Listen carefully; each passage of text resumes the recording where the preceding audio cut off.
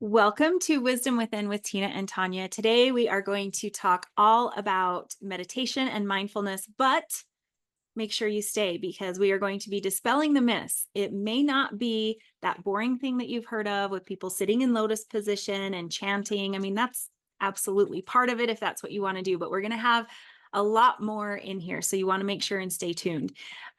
So if you are done conforming to others' expectations, if you're done suppressing your wants and needs, and you're done feeling like life has no meaning, and you're ready to build a supportive relationship with yourself, most importantly, you're ready to address the resentments and the disappointments that have come from suppressing those needs and wants that you have, and you're really ready to transform your life from the inside out, then you're in the right place. We're going to teach you how to do this using practices that will support you mind, body, and spirit. And one of those practices that has been impactful for both Tina and I is mindfulness, meditation, and really just helping ourselves change our lives through and transform our lives truly through meditation. So before we totally dive into this topic, Tina, would you get us started with some clearing? Sure. So I was just burning some Palo Santo. I've been really drawn to this a lot lately. Um it's like a gives us the good vibes. So sage will clear out everything, and Palo Santo just kind of brings in more of it does a good clearing, but it also brings in more of the positive vibes too. So And I love that it's kind of an intuitive, you choose what feels right each time. yep. It's true. All right, so go ahead and close your eyes. We're going to get ourselves grounded a little bit. And take a deep breath in.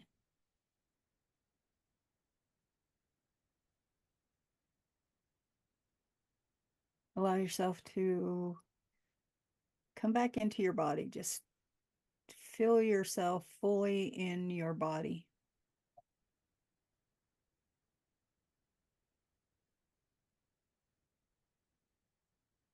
Allow yourself to call back any uh, energies that you've been sending out or that you have sent out that need to come back. Go ahead and call those back.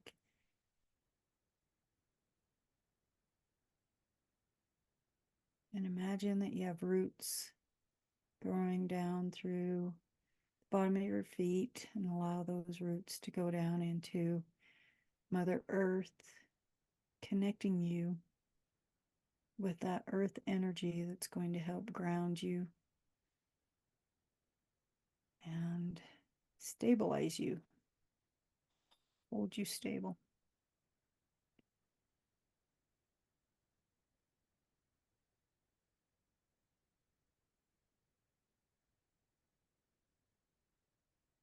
Take a deep breath in.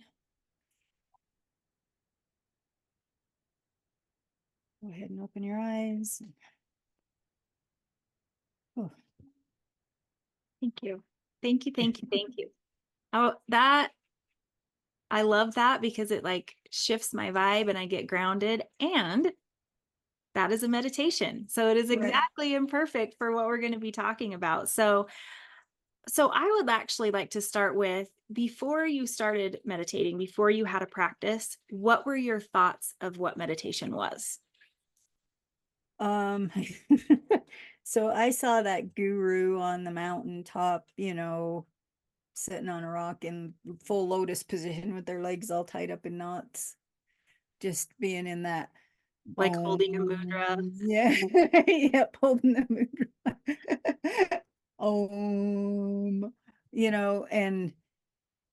And I was like, I don't know that I can do that. And it also felt like something that only the most spiritual people could do, or you had to be in a certain, level of Like spirituality. or an Yeah, yeah, enlightened base? yeah, enlightened. You had to be more enlightened than the rest of us to be able to do that. So that's kind of where I saw it. What I about Yeah, I was actually scared of it in the beginning. I specifically remember being taught, like told, not just inferred, but the words were said to me as a child that I really not to do a meditation type practice. And I was told that it would open me up for evil spirits to come in and possess my body. Like that was what Really? I was taught as a child about meditation. And I remember it scared me. I didn't know what in the heck they were talking about. I knew none of any of that, but it was actually like that was a scary thing to me. So not surprisingly, as an adult, I was not super excited to go down that path. But I remember when I mean, I was probably I know I was in my 30s when I started meditating. And by then, I was in the spot where I had really started releasing all of the lessons and things I'd been taught as a child and was kind of like, no, thank you, removing Mhm. all the rules that we've talked about already. Um, and I just really wasn't buying into that anymore. I didn't subscribe to that belief system, but so I was a little hesitant with it. But it had shifted to me, and the hesitation was more, I can't sit still. I was afraid of my own thoughts. I didn't want to actually quiet enough to hear them. I used to joke and say that when I was driving, I would turn the music up loud enough that I couldn't hear myself think. And we laughed about it, but it was true. So anything that was this idea of meditation, calming yourself, quieting your mind, I was like, yeah, no, hard pass. Um, I was in the go, go, go stage. So this idea of sitting down, I really thought similar to you. Like I thought that I thought it had to be for hours. I thought it had to be completely quieting your mind. And it just felt really daunting and boring and all the things that come with that for me. So I wasn't super interested in giving it a go for a long time. Yeah, me neither. I was as you were talking, I was trying to remember when I actually started, and I don't think I started meditating until I was in my 40s, maybe even late 40s, because it just was never something on my radar for one, and I never, I had that idea that it had to be a certain way, that it had to be calm, quieting your mind and all the things. And I, for a long time, was in that same boat as you, as I didn't even want to hear my own thoughts. I didn't want to sit with myself. I didn't, how, how am I going to sit for, my mind is going 100 miles an hour. How am I going to sit for hours and let and quiet my mind? There's no way. And so, yeah, I can't even remember when I started meditating, to tell you the truth, but um, I do know that once I started, um, it shifted. Definitely, things shifted for me. So, Do you remember what kind of got you started? I know for me it was 2016. I do remember that, uh-huh. but and I do remember a little of what got me going. But do you remember yours? Like what finally made you give it a go? I think it was more because of business, because I was at that time was working in uh, business field, and was always taking these classes on business, and and it helped me to, or it's the, I guess it started when I decide, I'm trying to think, I feel like I was in a mastermind, and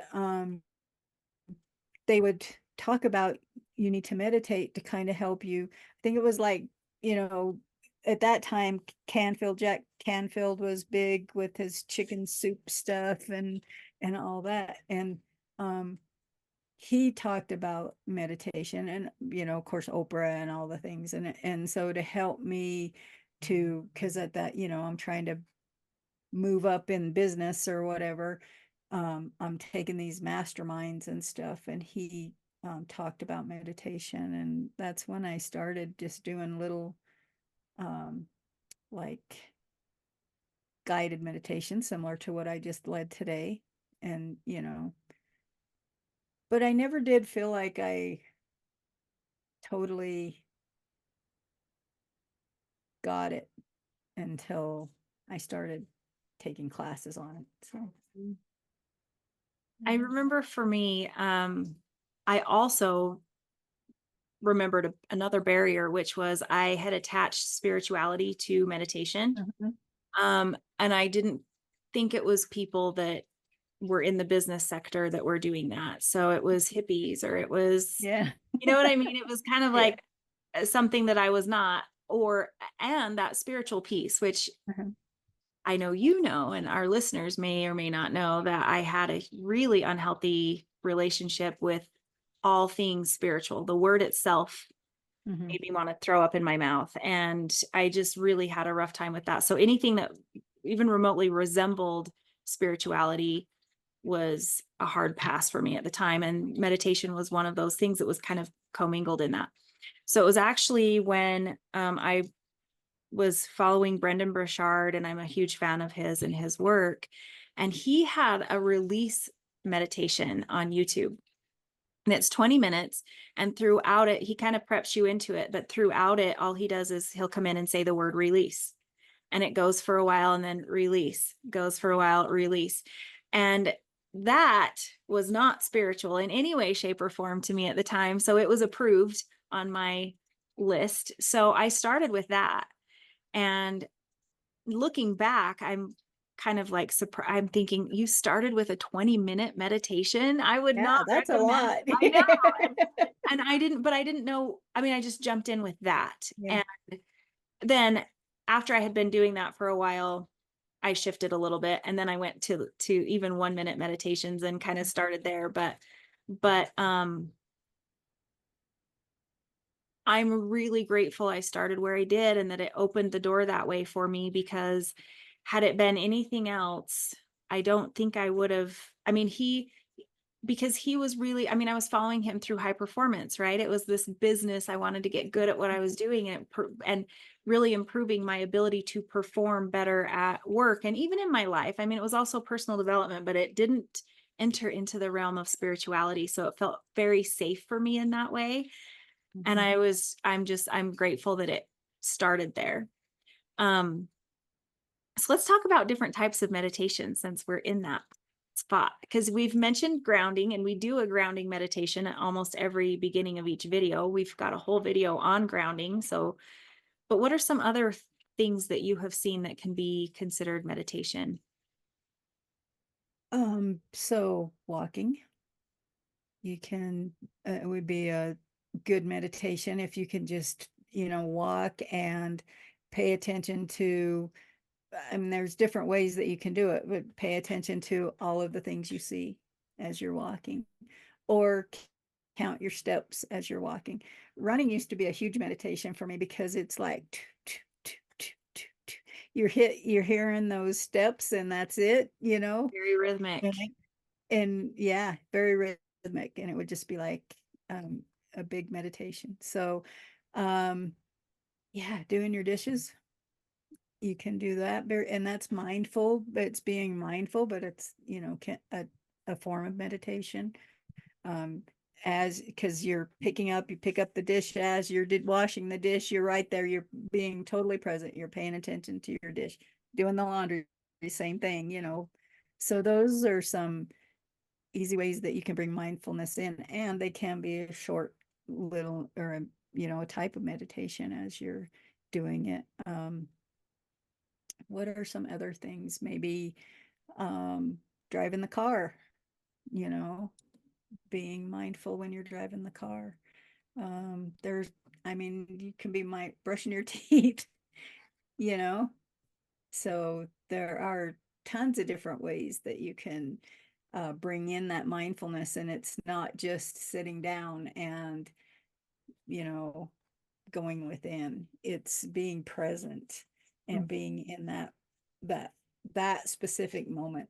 Mm-hmm. uh, Bringing your body back into now, you Yeah, know that now factor, now. like present, Mhm. super present. Uh-huh.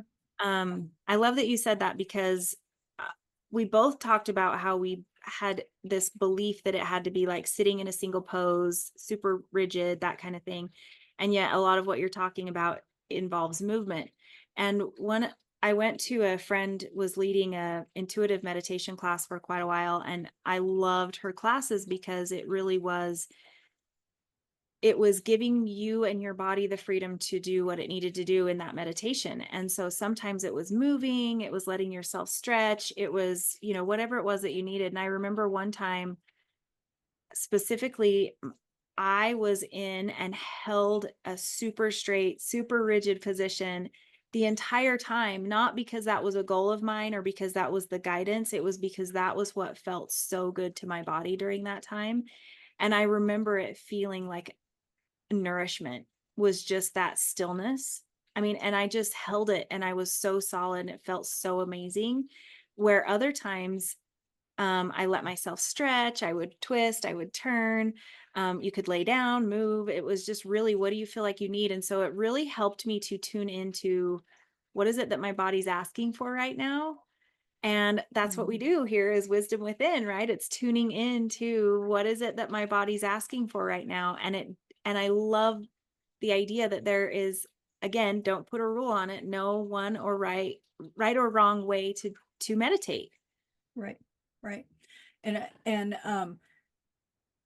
when I first started, so like when I first started meditating, it was like I was listening to these little guided meditations, and I still at that time still thought it had to be a certain way, and that you know, but it did help me to start learning to calm. But when I started taking classes, and I guess that's when I deepened my practice, and then I was meditating every single day, and I was doing different types of meditations, and I mean, because you can do like um all these different guided meditations, there's like millions of them. And I would do shamanic types of meditations, and journeys and different things like that. But each day I did a different type of a meditation, and it really helped me to see that there's not one specific way. And then the other thing was that it's for everybody. It's not just for those people who are enlightened. It's not just for those spiritual people. It is for anybody, because what it does is it helps to bring you into your body, bring you into now, right now, and it helps you to be in that state of mindfulness, which is helping you to. I mean, it changes mindsets. It helps you to understand yourself. It helps you to, I mean, there's so many benefits to it, but it just, yeah, it when I first started, I was always like, I want people to know, and I want to help anybody know that they can do it. Anybody can do this. It's not something, if you're doing a 1 minute meditation, you're doing a hour meditation, you're going to get benefit from it, you know, and it's not just that spiritual person that does meditation, and it doesn't have to look like any certain way. Mhm. So, I know when I started making it a habit, and my goal was, so I got curious about it. And yes, I did start with the one with Brendan Burchard, but it was because all the gurus that I was following were talking about the benefits and how it was helping them. So I was kind of like, well, I'll just experiment on myself and see. And my goal was to do a meditation. I think it was 5 days a week, just every day, but not necessarily weekends. A bonus if it came on a weekend. right. And I did start with his, but I didn't always have 20 minutes. And so I did start looking for other ways to do it in shorter time frames. What could I do with 1 minute, 5 minutes? And I found apps.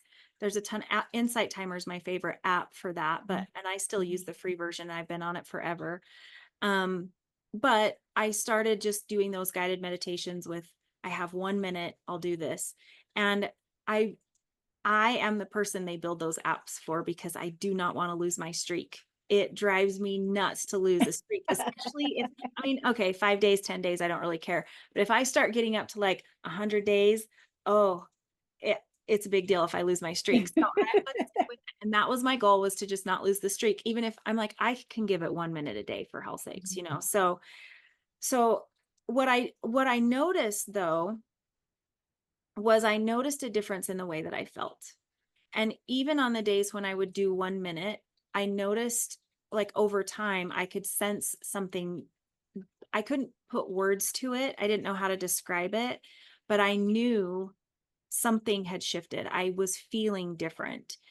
And if I did it even just for 1 minute, I could feel better in that moment, but especially if I gave it a little bit more time, 5 minutes, 10 minutes, 15 minutes, I could really sense that something was shifting for me and I was feeling so much better and more calm and more present for sure. But the presence and the thing that that was helping me with was being able to make decisions in a different way because I was present in the moment instead of scattered and half here, half there, inner chaos and turmoil. It was almost like instead of training my brain, it was like I trained my body to calm, to peace, to slow. Um, and then when I really needed that strategically, I was able to tap into that feeling. So it was almost, I mean, I know it's a mind thing, but it was definitely more a mind, body, spirit. Started mind, but it totally impacted every system that I have to be able to not just during meditation, but also during, a business meeting and things are starting to get a little rough and I was able to tap in and I could present something in a different way, staying calm, cool, and collect. And I saw my influence at work skyrocket as well in that time. So a lot shifted for me. But I think that also comes with the awareness of what is shifting for you. Because if you just start meditating every day, but you're not watchful of something changing, then you will probably not think it's doing anything for you. Right. Yeah. I I feel that same way. I had a lot of the same internal, it was like an internal shift that I can't articulate.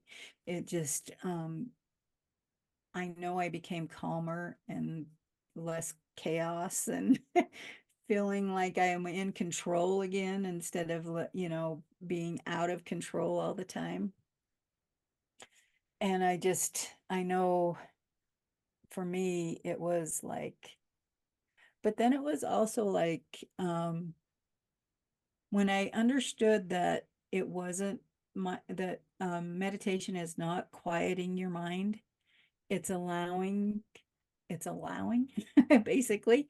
So it's allowing those thoughts to move through, it's allowing your body to feel however it's feeling right then.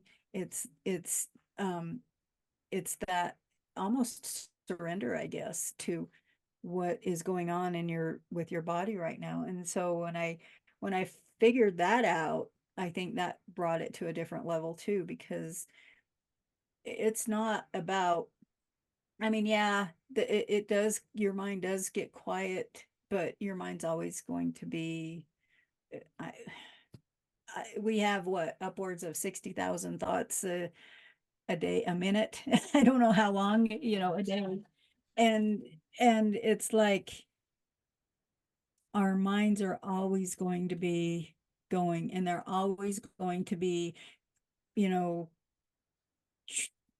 I want to say tricking you into thinking that you should be doing this a certain way, or that it's not going to shut down or whatever, but it does. And I mean, it doesn't shut down completely. You see those thoughts. And for me, it's like I kind of see the thoughts, or I know that the thoughts are coming in, and they come in and they just go through. It's not like they stay. If you start holding on to the thought and start, that thought comes in and you're like, oh, I'm gonna, dwell on that thought, then that's not meditation. That's kind of like you're getting yourself all wound up over, that thought.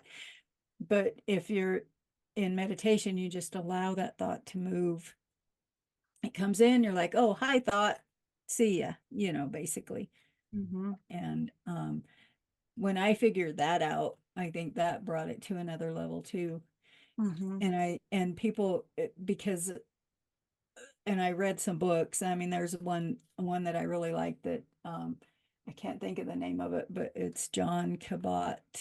Um, I can't think of his full name either, but it's about, you know, what really is meditation, and it's like um he brings it right into the real world and not into the spiritual world, and it's Oh, not all this enlightenment stuff. yeah. And I know for me, that was one thing that, well, it's one thing I will coach clients with when I'm helping them get started on a meditation practice, but also it was helpful for me was when I would finally, and it wasn't quieting my mind like what you were saying, but when I finally sat my butt down to just allow myself to be in a peaceful state, Mm-hmm. the to-do list would start coming into my mind. And I mean, my body was like, yay, finally, she's going to hear us. We're going to give her a laundry list of all the things we don't want her to forget. So, what Right. I will even tell clients now is sit down with a notepad, get in that state where you've got some calmness, and then just go ahead and write all those things down. And then once they're out, go ahead and allow yourself to go into, okay, now my meditation practice is going to start. Mm-hmm. And that can be really helpful too. For my human design friends, if you have a defined head center, if that head center is colored in, you will have consistent thoughts constantly. That really, my encouragement in that is to sit until those thoughts are exhausted.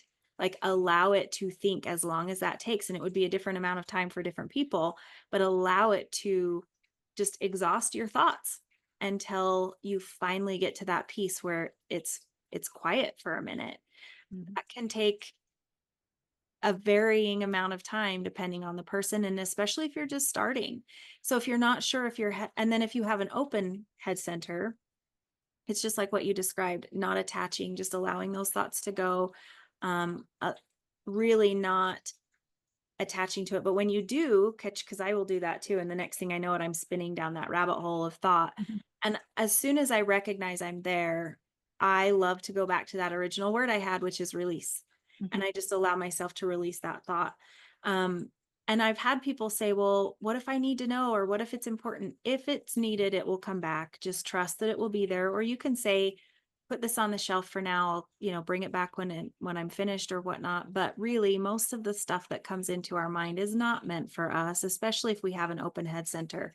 It is not meant for us to attach to it. Mm-hmm. So once you catch yourself in that thought spin, just release. And if you have to say it a few times, release, release, Mm-hmm. release until it goes. And then you can kind of get back into more of that, just watching them go by and not attaching to them. Mm-hmm. um, I like to think of literally clouds. Yeah, We can that's look what at the I do too. clouds. Yeah, we can look at them, we can pay attention to them, we can see designs in them, but we don't typically attach to them. We don't say, I am the cloud. We don't become the cloud. And so it is very similar in that way, where it's just allowing them to go by, see with the shapes, notice them, allowing them to go without identifying with and attaching to. Right. And I like using a mantra sometimes.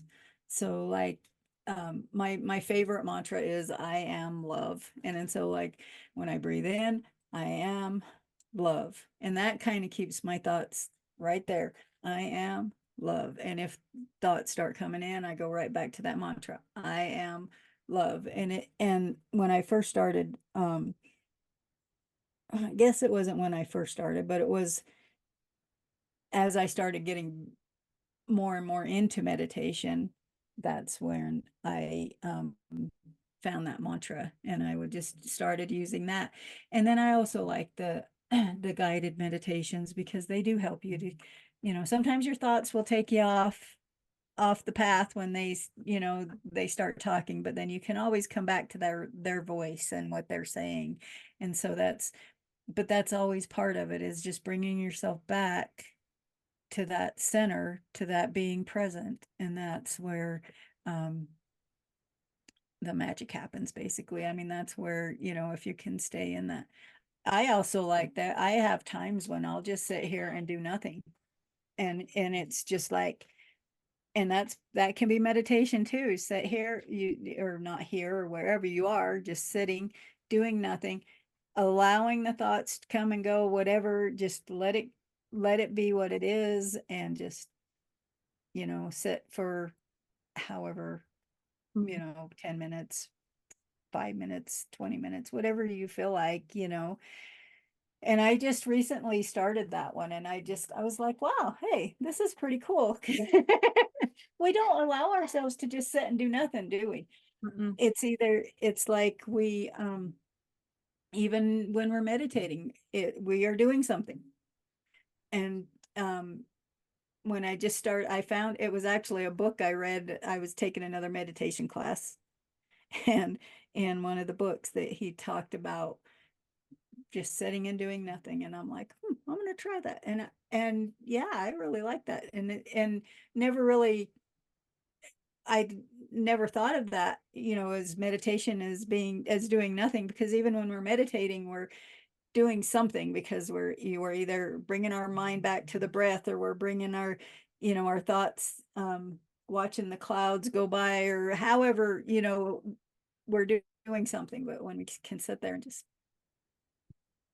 do nothing, it's interesting. It is. And I love what you're saying, because to me, meditation is giving our minds a job. It's actually giving it something to do versus nothing. And sometimes something to do is nothing, right? Mhm. I just said versus nothing, but you know what I Yeah, mean. yeah.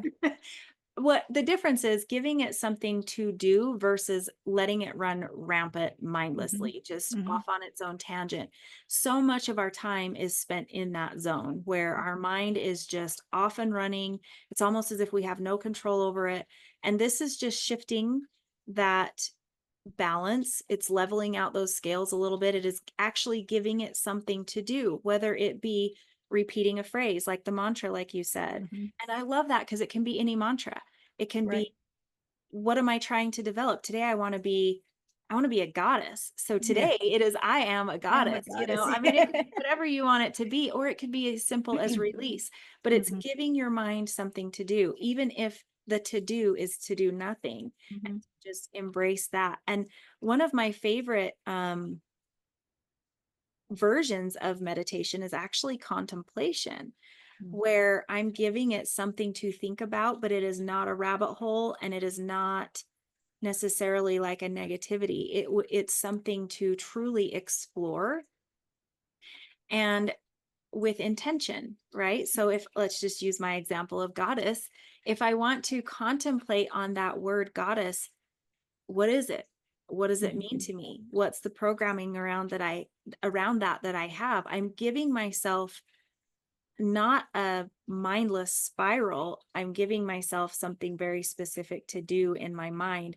And that can be very meditative and very healing as well, because I mean, herein lies shadow work, right? Where Yeah, we're getting to the depths of that, because you can't look at what it means to be a goddess without understanding, where do those thoughts come from? Where do the definitions come from? Where is that archetype? What does it look like? Why does it look like that? And just allowing yourself time to really literally dissect that word in that state of contemplation. And you can't do that while you're wandering through the house and multitasking and right. vacuuming. It's very much a sit still.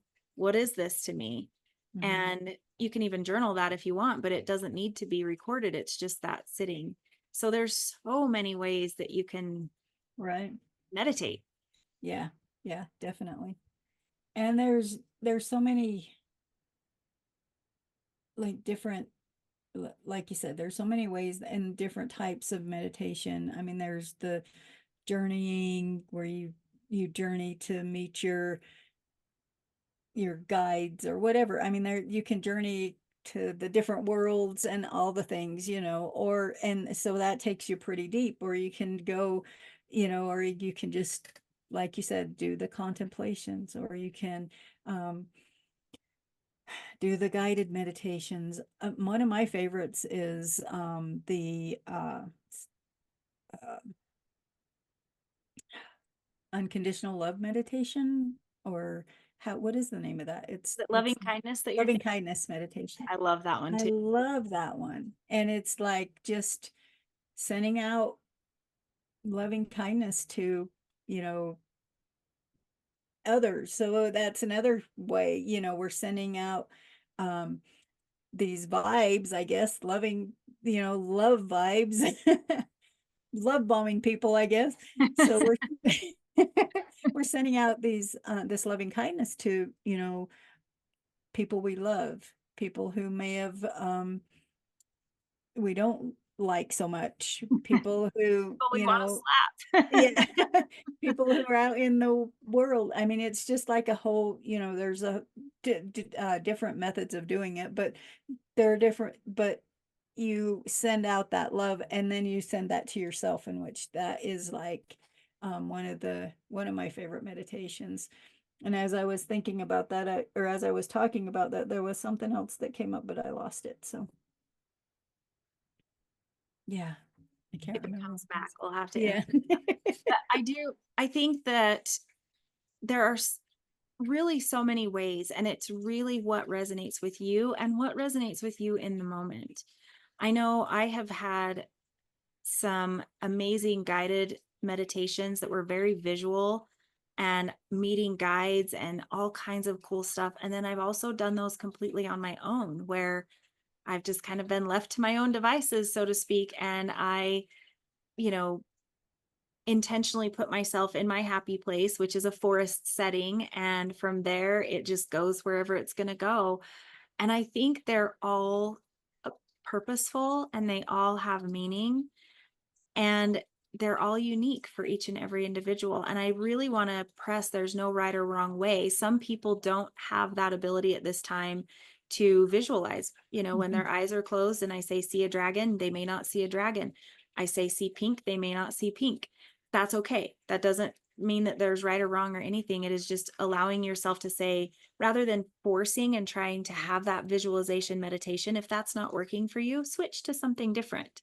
Use words or allow your mind, see if you can kind of be blank or walk, doing a walking meditation, like what you talked about before, where a lot of times when I'm walking, I like to be kind of,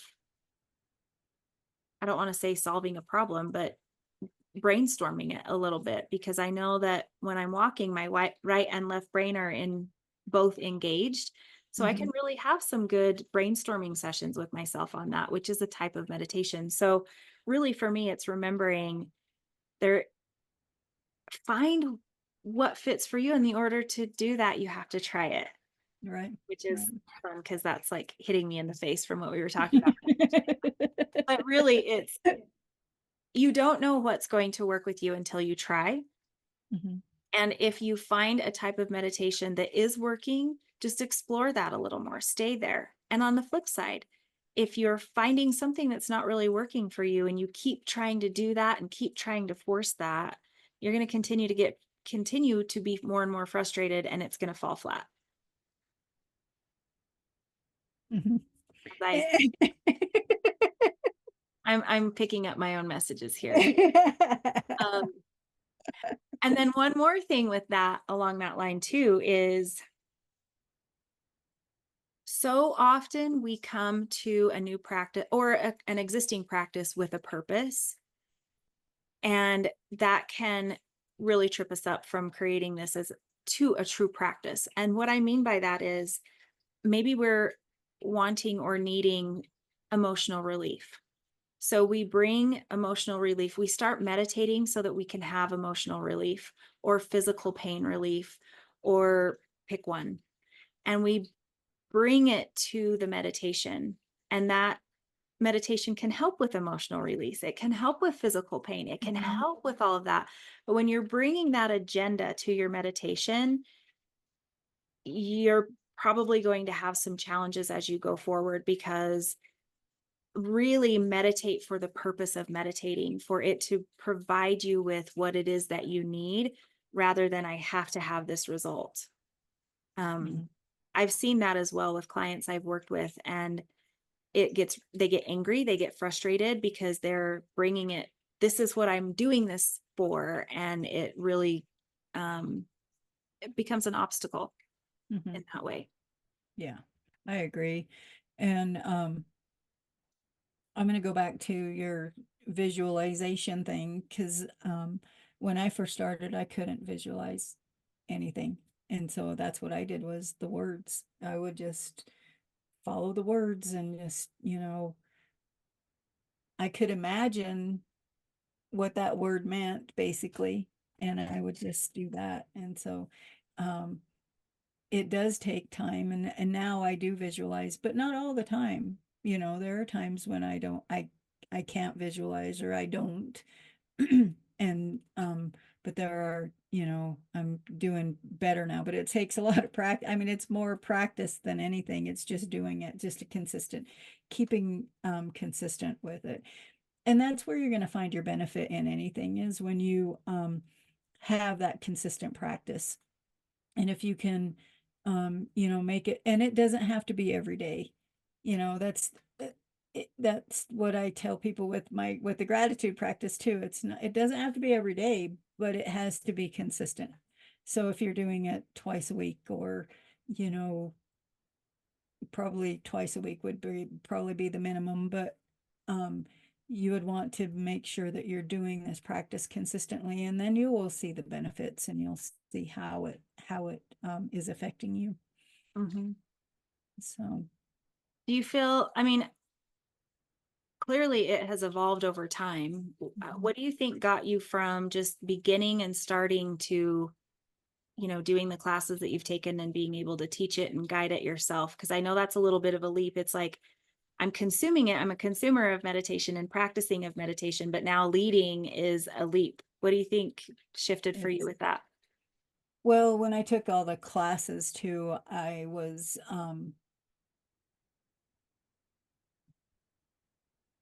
what shifted for me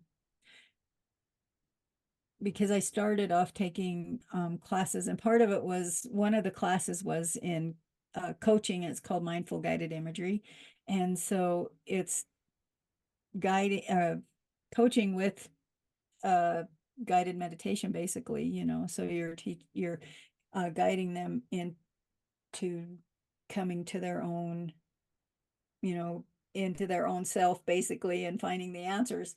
And so when I started doing that, I found, and we were doing a lot of, there's a book that I have around here somewhere it was healing with meditation.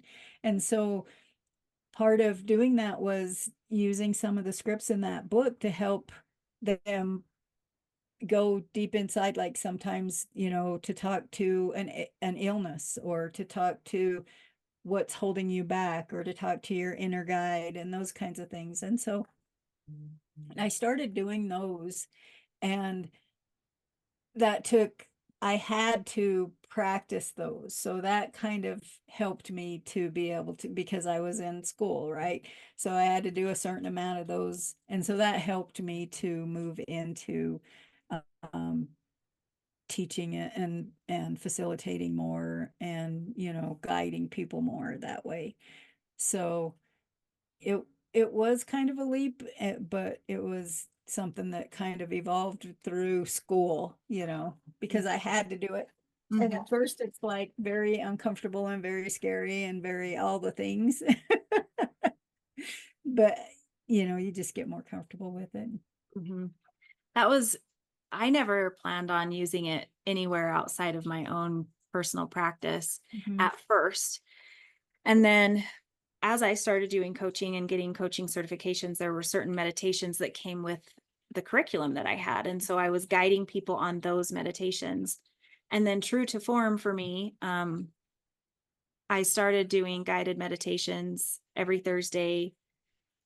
And I yeah, I can do it. I offer it, I get going, and then it's like the morning of, and I'm getting ready to walk into the lead this guided meditation. And I'm like, I've never done this before, like totally winging it. I don't have a script. It's all, and I don't realize it until I'm walking in that I was like, oh crap. Here's people. But it was actually because everything else I had done before had been scripted.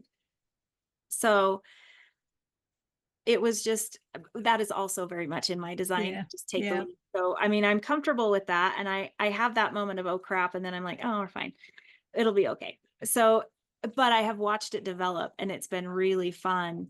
One thing I do want to bring up is again, human design. We're both 4/6s, which means really like the meditation practice itself in this context of what we're talking about, it's very much for us.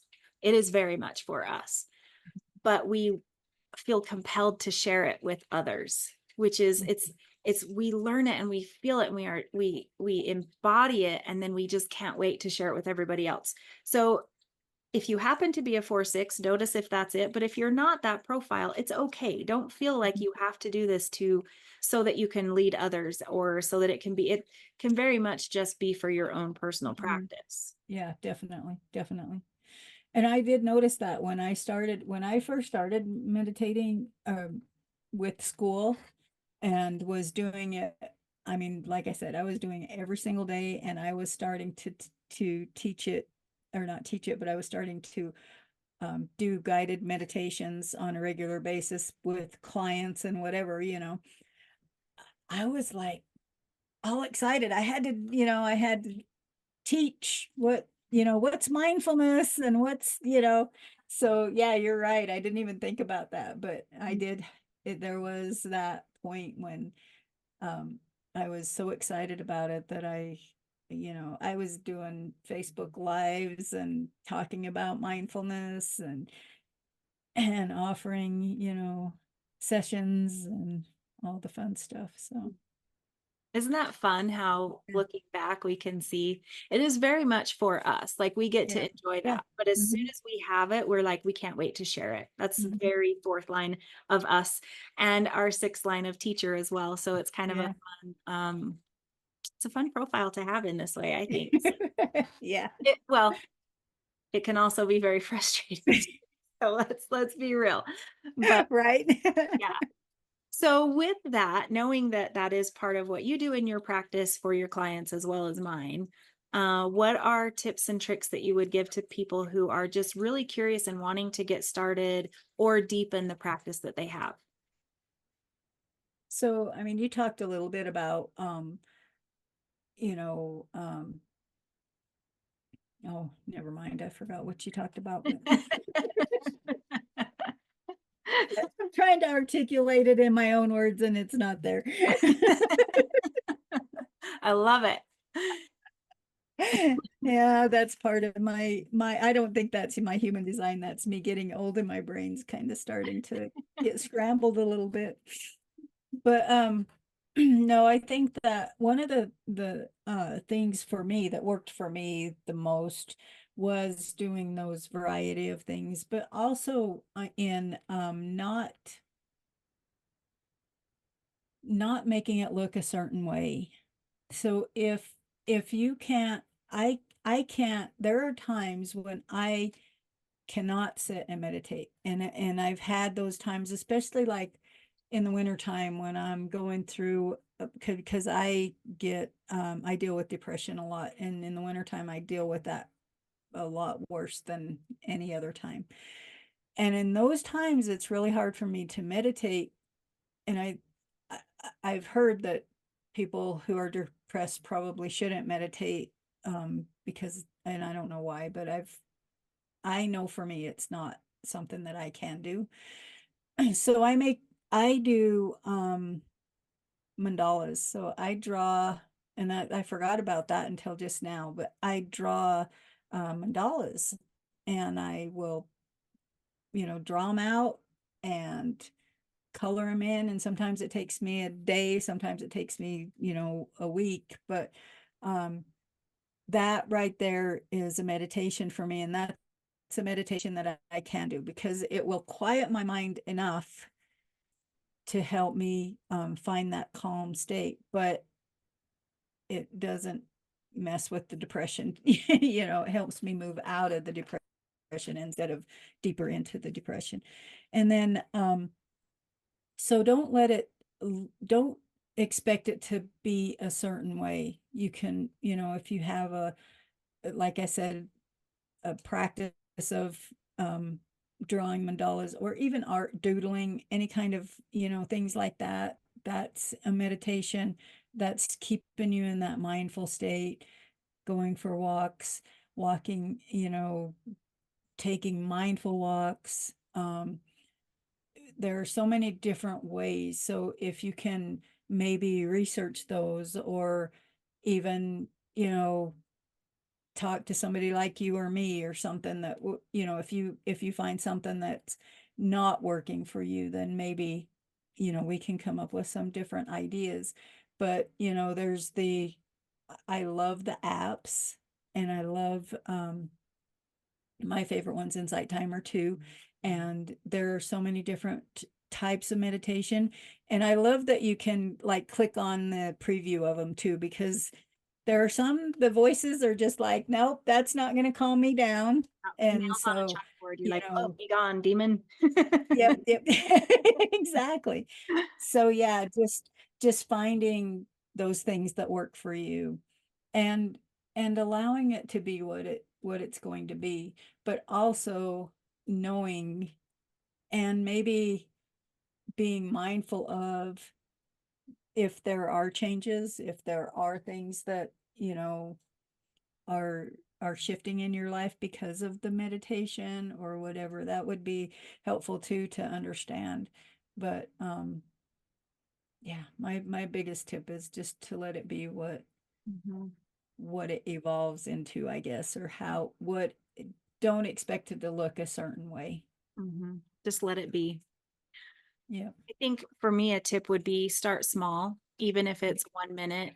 I like to recommend for my clients to start with a happy place. Find something, whether it be your home, or for me, it's in a forest. And for some of my teenagers, it's decorating a locker or Mhm. redesigning, or even I had one girl who was prom dress shopping. And so she would go prom dress shopping in her mind. So, like, it doesn't matter what you do, just, and it can just be for a short amount of time. Just start really small. But I do recommend that people do, especially in the beginning, go daily. Mhm. It doesn't have to be something that you do every day, but as you're developing a practice and starting to really notice if it's going to make an impact for you or not, start daily, even if it's 1 minute a day.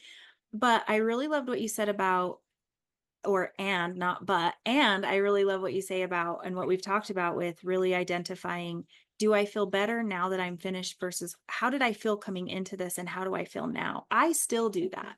But really, we need to find, why is it worth it to me? I know why it's worth it to me. You know why it's worth it to you. But for those of you who are listening, you have to find that for yourself. So if it is starting in the beginning because someone says it's a good practice, that's why I started, that's a great motivation. But really, the more you track it and start seeing, okay, because I did this just the other day. I was on a walk, I came back, I was a little frustrated or something, and I sat down and did a meditation, and I instantly felt more grounded. I felt better. I felt back in my body. I was less agitated. And so I noticed that that is part of why I continue to do this, And so that's really important, especially in the beginning, is you may not notice a difference on day 1, day 2, day 10, but you might by day 30. And if you can really start to, you don't have to articulate it and say what it's just noticing, do I feel different from before I started this to now? Like this session, not a month ago, but like this moment. I'm going into this meditation. How do I feel? I'm coming out of it. How do I feel? That will help you when you're like, is this even doing any good for me? I Right. think that's, um, I have all the confidence in the world that you will notice a difference, and especially the longer you do it. I know mine has definitely developed. It took me a while before to really get calm, and now I can close my eyes and be there in a split second. Mhm. That doesn't happen overnight. That takes time. Right. Um, so, but it doesn't have to be daily, like you said, over time. Just Over time. Right. if you recommend starting that way in the beginning.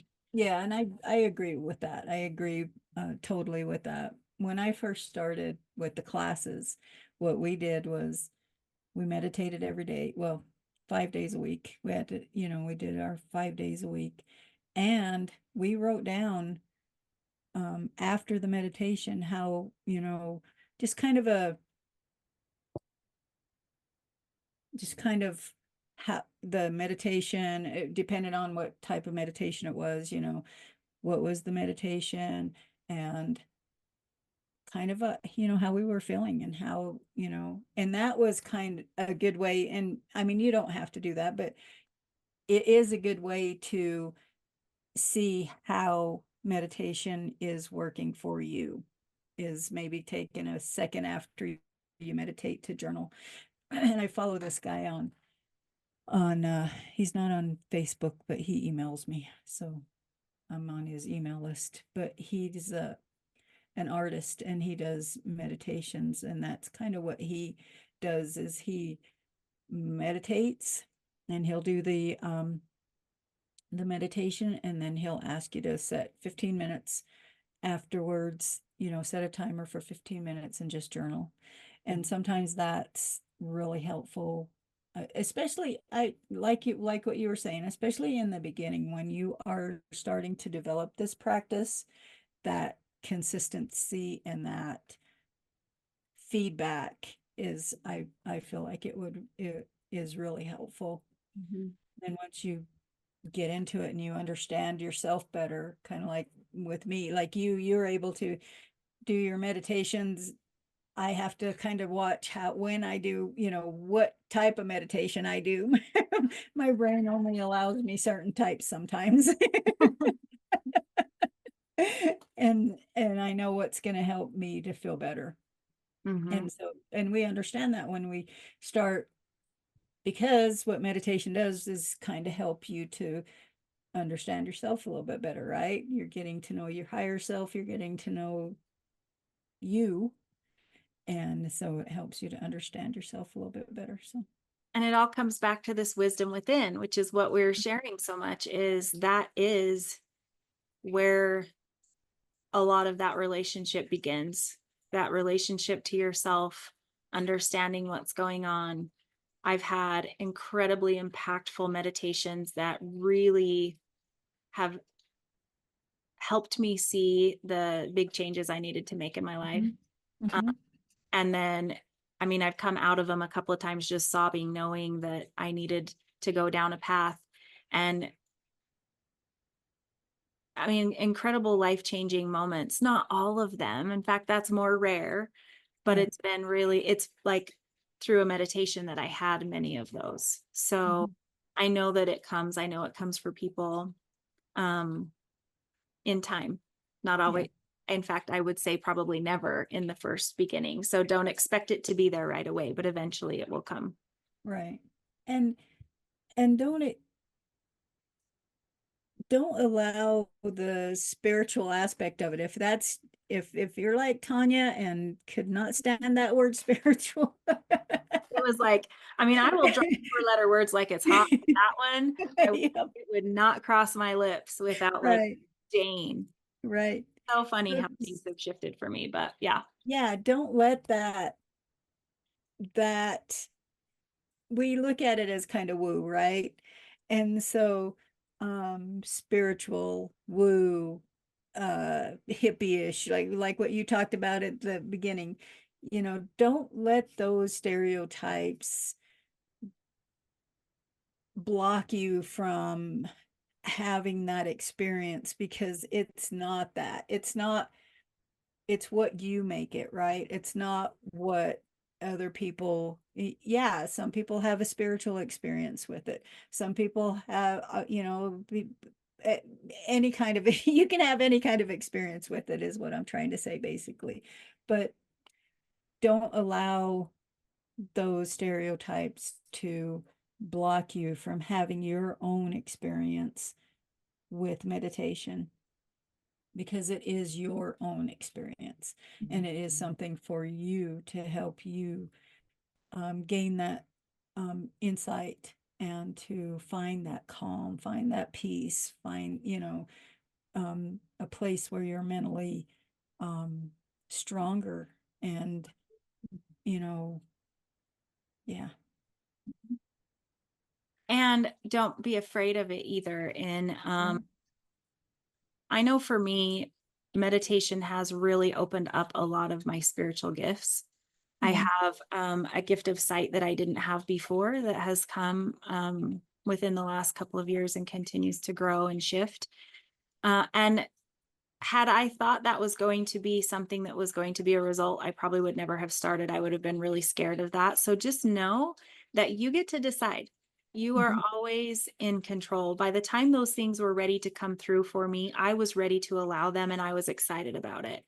I if though you're like, I want nothing to do with that, that's okay. It's not gonna develop for you. Like Mhm. this is just a way of like you and you know what you're okay with and what you're not okay with, and the meditation practice and the things that you have are respectful of that. So I don't ever want people to think that they're going to start doing something like this and then have skills or talents or clairs or so what to speak Mhm. develop that they don't want. Like, no, you still get to decide. I don't want anything to do with that. Okay, cool. It's not Right. gonna come through for you. So just keep that in mind, that it's not ever something that's unwanted for you isn't going to be presented. Mhm. And the other thing is that it's just what mindfulness is just paying attention in a certain way, you know, to one thing, and that's it. So just remember that. And it's not that I mean, it encompasses a lot of other things, but it's just mindfulness. It's just being in the present. It's bringing yourself into that present moment and paying attention to that, whatever it is you decide to pay attention to it in that moment, Mm-hmm. you know. I love So it. if it's walking, if it's doing the dishes, if it's sitting in a meditation, it's all just that same thing, paying attention to that. So, Being present. yep. Mhm. I love it. Is there anything else you think we need to add that we may have missed? Mm, did we talk about um like barrier? I guess we have kind of talked about the barriers to meditation, or to what stops us from. So, Yeah, and we kind of talked about that. and even things like I hear people say, "Oh, I have ADHD, I can't do it." And I'm like, do not let that rule. Don't buy that. Don't subscribe to Yeah. that belief. Allow yourself to practice it, try it, do it for 1 minute, short little moments of time, small pockets instead of bigger ones. Just Mhm. anytime you have I can't do it because that's a rule. Mhm. It's someone else's belief, and don't subscribe to it. Give yourself the opportunity to just genuinely give it a go for as long as it takes. Right. And find the thing that works for you. Mhm. Find the thing that's going to help you and your practice. And Mhm. so it's not going to look the same as everybody else, because we're all unique, and so, like you said, if you think that you can't, um you'll find a way. You'll find one thing that works, or there are probably 4 or 5 different things that work. I Mhm. have found several different ways of doing it myself. So, And if you want more guidance on that, both Tina and I are able to help you. There's contact information for us below in the description. So always feel free to reach out especially if this is a struggle for you and you need some additional help, either cultivating that practice or finding what works. We've got lots of tips and tricks up our sleeves. So reach out to right, either of us and we can help you with that as well. that's true. Yes. Okay, so with that, as always, please help us spread the word. Like, comment, share. Please tell us if we missed a practice that you have that you love. Put it in the comments below. If you just share your experiences with us, we love to be able to connect with you. So, comments below this video would be fabulous. And then, as always, sharing it with friends too. Hmm. Oh, Definitely. and we need to have us close before I forget. Let's close this circle. Yes. Yeah. Okay, let's bring ourselves back in. Take a deep breath in.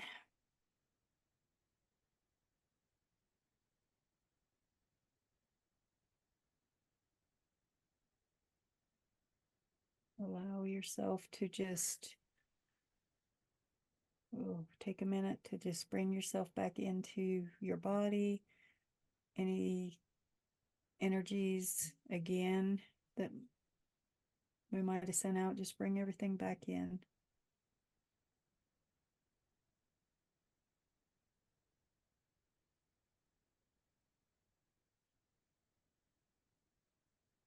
Open your eyes. And,